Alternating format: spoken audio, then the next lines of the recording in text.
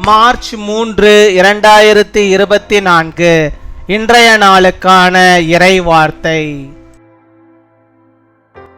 கர்த்தர் உங்களை அரவணைப்பார், உங்களை பாதுகாப்பார், உங்களை உயர்த்துவார். The Lord will embrace you, protect you and lift you up. ஏசாயா 41 அதிகாரம் 12 வசனம்.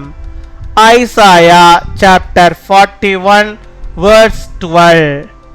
உன்னோடே போராடினவர்களை தேடியும் காணாதிருப்பாய், உன்னோடே யுத்தம் பண்ணின மனுஷர் ஒன்றுமில்லாமல் இல்பொருளாவார்கள்.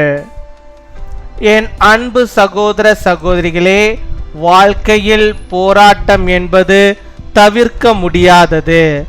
நம்முடைய வாழ்க்கையில் வருகின்ற போராட்டங்கள் நம்மை தேவனோடு இன்னும் ஐக்கியப்படவும் நாம் ஆவிக்குரிய வாழ்வில் வளர்ச்சியடையவே தேவன் அனுமதிக்கிறார்.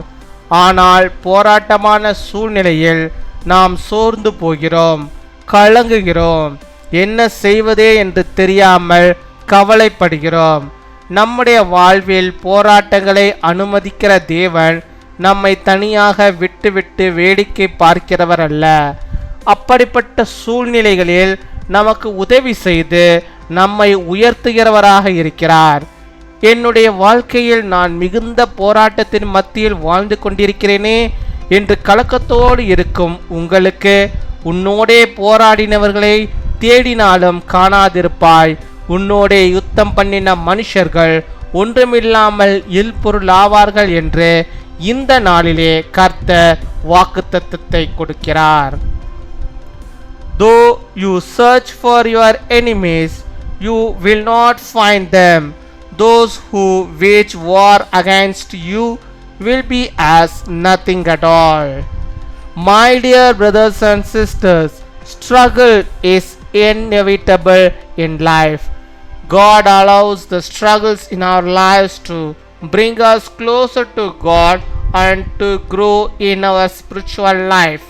But in a struggling situation, we get tired and agitated. We worry and we don't know what to do.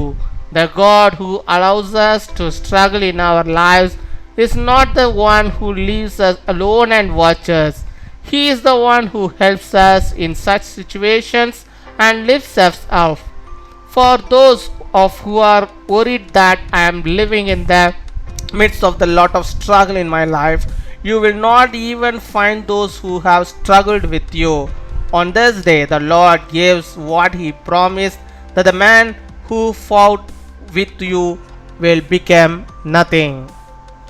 அன்பின் பரலோக தகப்பனே, நன்றியோடு மை துதிக்கிறோம் அப்பா, மை ஸ்தோத்தரிக்கிறோம் அப்பா. அந்த நல்ல நாளுக்காக நன்றி செலுத்துகிறோம். இந்த நாளிலும் ஆண்டவரே, நம்முடைய பிள்ளைகளுக்கு வேண்டிய எல்லா நன்மைகளையும் கிருபைகளையும் தந்து அவளை அரவணைத்து அவளை பாதுகாத்து அவளை ஆசீர்வதித்து அவளை நீ உயர்த்தி அருள வேண்டுமா ஜெபிக்கிறோம் அப்பா. மை துதிக்கிறோம், மை ஸ்தோத்தரிக்கிறோம், ஸ்தோத்தரிக்கிறோம், ஸ்தோத்தரிக்கிறோம், ஸ்தோத்தரிக்கிறோம். ஹல்லேலூயா, மை துதிக்கிறோம் அப்பா.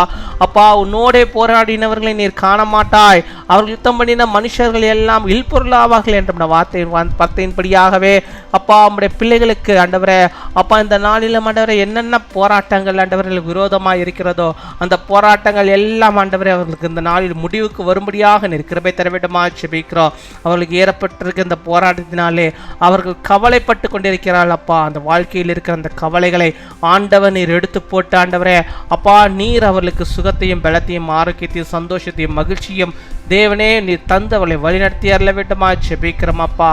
இனி ஒருபோதும் ஆண்டவரே கர்த்தாவே எந்த விதமான சூழ்நிலைகளிலும் ஆண்டவரே அப்பா, பிரச்சனைகளையும் போராட்டங்களையும் பிள்ளைகள் காணாதபடிக்கு அவருடைய வாழ்விலே நீர் மகத்துவமானவராக இருந்து பெரிய காரியங்களை நீர் செய்தரல வேண்டுமா ஜெபிக்கிறோம் அப்பா. மை துதிக்கிறோம். அவளுக்கு விரோதமாக எழும்புகிறவர்கள் ஆண்டவரே ஒன்றுமில்லாமல் போகும்படியாக நீர் கிருபை தர வேண்டுமா ஜெபிக்கிறோம்.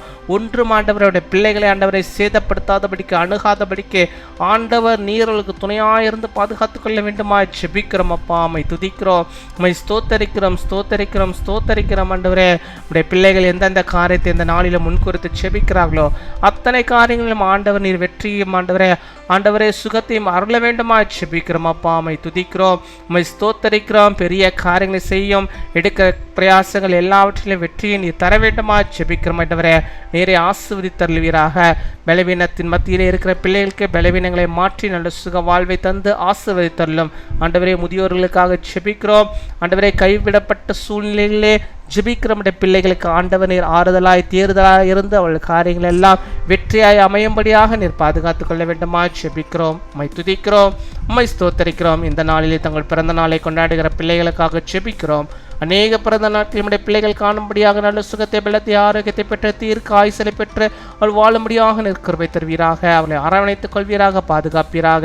அதே போல திருமணாலை கொண்டாடுகிற நம்முடைய பிள்ளைகளையும் கர்த்த நீர் அரவணைத்து பாதுகாத்துக் கொள்ளும். அவளுக்கு வேண்டிய எல்லா நன்மைகளையும் தந்து அவள் கையின் பிரயாசங்களை ஆசீர்வதித்து அவள் எல்லா கிருபைகளையும் நன்மைகளையும் பெற்று வாழும்படியாக நிற்கிறவை தருவீராக, காத்துக்கொள்வீராக, வழிநடத்துவீராக. துதிகன மகிமை எல்லாம் ஒருக்கே செலுத்துகிறோம். இயேசு கிறிஸ்துவின் மூலம் ஜெபிக்கிறோம் எங்கள் ஜீவனுள்ள நல்ல பிதாவே, ஆமேன்.